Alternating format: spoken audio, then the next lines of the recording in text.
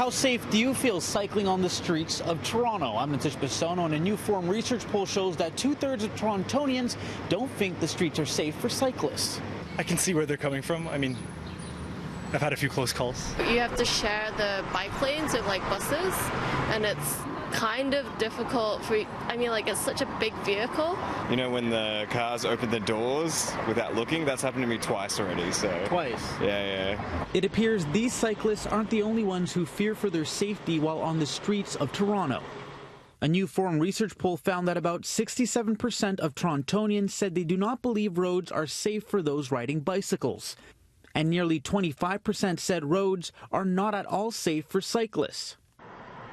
The new public opinion poll comes after the City of Toronto approved an additional $22 million for its Vision Zero Road Safety Plan, a comprehensive 5-year action plan which focuses on reducing traffic-related fatalities and serious injuries on Toronto's streets. However, the poll found that only 32% of respondents were aware of the plan and that 56% said they were not. It was only introduced in 2016, and it was only this year that a significant amount of budgetary room was allocated for it. So just a couple weeks ago, Council actually doubled the amount for 2018 for road safety initiatives. But until that point, we hadn't seen a lot of action that people could see out there on the street.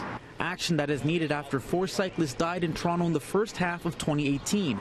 That's on par with the total number of riders killed last year. According to Liz Sutherland, we can avoid these numbers and change people's perception of safety. It does take infrastructure changes, and it does take education and awareness, both on the part of people riding bikes and people who are driving. I think to see real changes in people feeling safe biking in Toronto, we need to see a whole grid of protected bike lanes across the city. I would also say that cyclists need to kind of step up as well and not run red lights, be safer. I mean, even just now, I'm seeing someone right there cycling in flip-flops.